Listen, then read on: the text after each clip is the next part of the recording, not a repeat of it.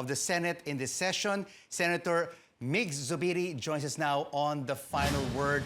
Before we talk about the priority measures and the Bayanihan 2 Act, Senator, how are you feeling after a positive in the recent swab test and a confirmatory result coming in negative?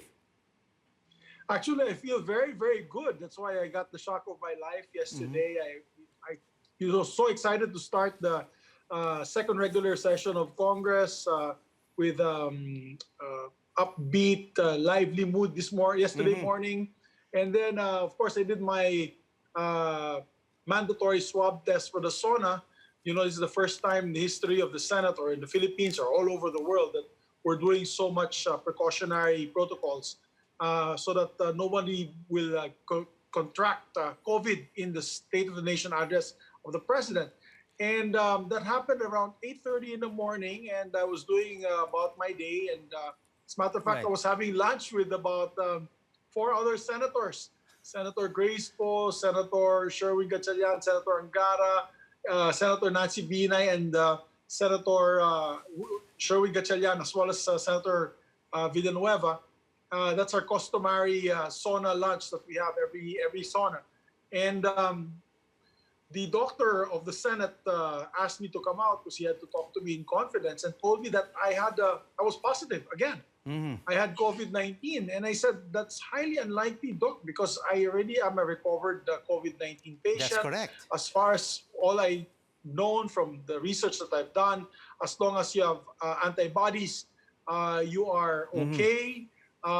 You can't get reinfected. Even those in South Korea that were tested recently, there's a long study on South Korea about recovered patients getting retested for positive COVID-19. Apparently, when they dug deeper and they researched further, getting blood samples and tissue samples of these recovered patients, it was found out that there are no live viral COVID-19 elements in their body. They were only the remnants of dead cells. And as a matter of fact, that is what I actually was suspecting.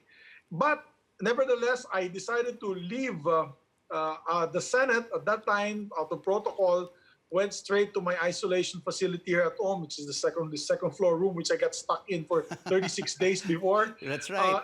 But before doing that, I got a call from Dick Gordon. Senator Gordon said, Migz, go to the Red Cross now. I want to do a confirmatory test because we have brand new equipment, and I want to see if you're positive truly or not. That's right. So we went there. I went straight to the Red Cross testing center, had myself tested, swab tested. And this morning I got the results. I'm negative as what I actually had suspected. Now, so we're really glad, Senator, that you got a confirmatory test result that came out negative. But of course, now the priorities of all senators is to help the economy, and the Bayanihan 2 Act has been passed on third and final reading. But there are some critics who are saying this is not enough. 140 billion pesos. You're absolutely right, Rico.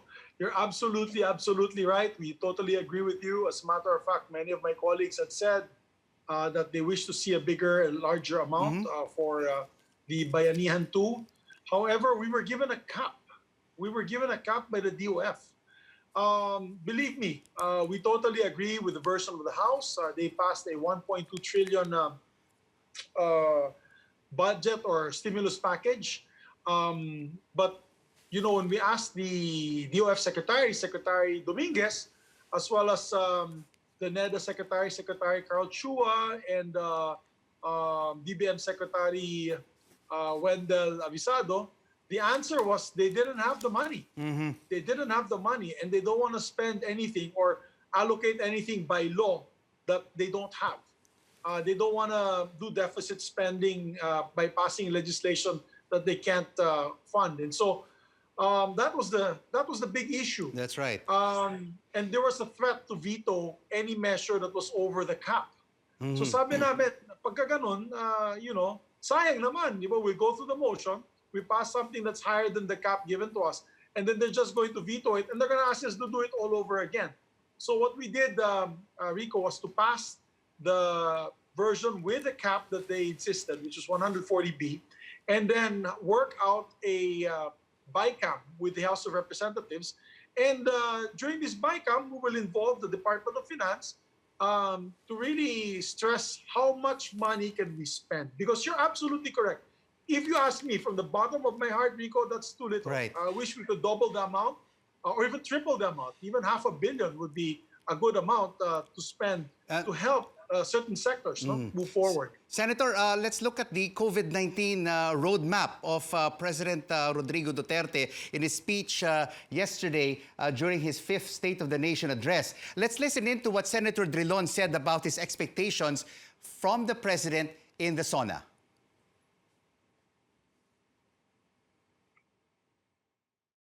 I would have wanted to hear from the President, how do we strengthen our health system?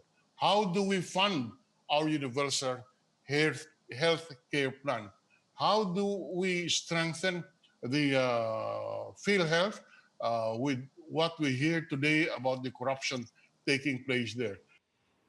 So, Senator Migz, did the President lack specifics in his COVID-19 strategy for the Filipino people? Well, you know, I've heard the President speak many times, and this is his 5th SONA, and most of the SONA that we have attended, most of the State of the Nation addresses that we've attended, we've noticed that the President does not like to micromanage. I've seen the speeches before of President, for example, Gloria Macapagal-Arroyo. She likes to lay it out on the table, what they're planning to do for that year. And when they say lay it out, together with PowerPoint presentation, that's her style. The President has a different style. You know, he's like an elderly figure, a fatherly figure. What he does is he comes up with the policy, and then he says that it's up to his people and the IATF and the Secretary of Health, and as well as the other departments to be in charge of this. Of course, we would have wanted to hear a more outlined plan of action. Step 1 to step 10 if we have to. But unfortunately, that's not the President's style. I actually laud that he mentioned about the vaccines.